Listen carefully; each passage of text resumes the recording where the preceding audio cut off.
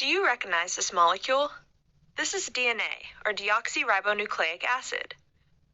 By the end of this video, you will be able to identify the key structural features of DNA, as well as describe the importance of those features for function. During this video, we will look at different representations of the DNA molecule to better view certain details, but all views represent this same structure.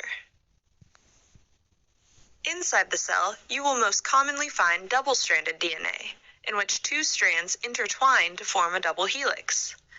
The most common form of the DNA double helix, which is what we will discuss here, is also called B-form DNA. Now, let's move to a more simplified representation of DNA to discuss the details. We can unwind the double helix like this, so that we can see the chemical structure inside. Each strand is a polynucleotide, meaning the strand is made up of many individual units called nucleotides.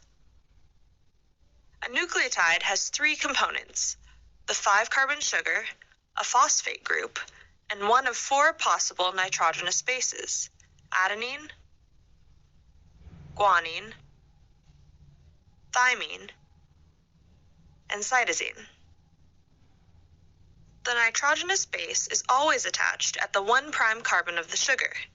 If we count from there, we can see that there is a phosphate between the 5' carbon of one sugar and the 3' carbon of the neighboring sugar.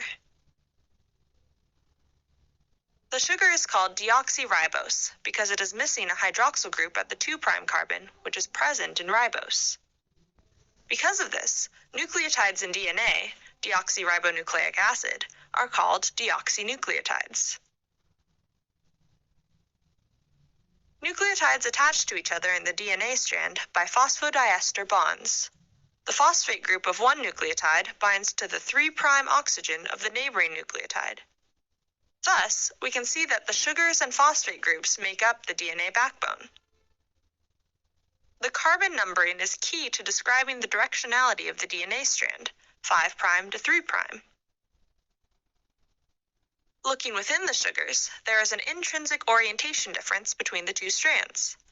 On the top strand, you can see that the 5' carbon of each sugar is on the left, and the 3' carbon is on the right. The opposite is true for the bottom strand. Reading left to right, that makes the top strand orientation 5' to 3', and the bottom strand orientation 3' to 5'. These strands are also sometimes called Watson and Crick. Keep in mind that this double-stranded DNA is still a double helix, and we have simplified the representation by flattening and unwinding the helix here to better see the atomic structure. Although the nucleotides come together through covalent bonds in the backbone, the two DNA strands interact through non-covalent hydrogen bonds between the bases. Each base forms multiple hydrogen bonds with its complementary base on the opposite strand. Bound together by hydrogen bonds, each unit is called a base pair. The hydrogen bonding contributes to the specificity of base pairing. Thymine preferentially pairs with adenine through 2 hydrogen bonds, and cytosine preferentially pairs with guanine through 3 hydrogen bonds. Thymine and cytosine are called pyrimidines, characterized by their single ring structure, and adenine and guanine are called purines, which have double rings. The geometry of the AT, or TA, and GC, or CG, base pairs is the same, allowing for symmetry and base stacking in the helix.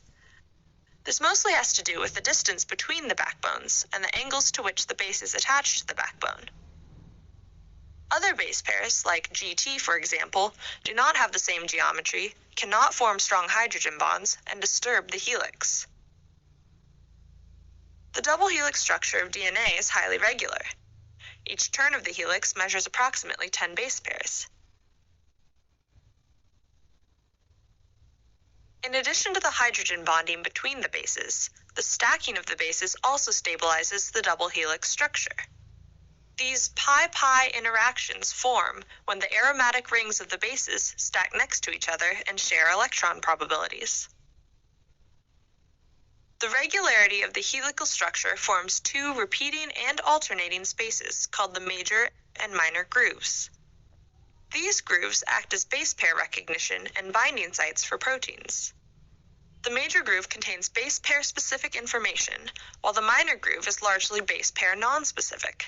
This is because of the patterns of hydrogen bond acceptors and donors that proteins can interact with in the grooves. In this way, the DNA can be acted upon in either a sequence-specific or non-sequence-specific manner, allowing proteins to position themselves correctly in the genome to carry out their designated tasks.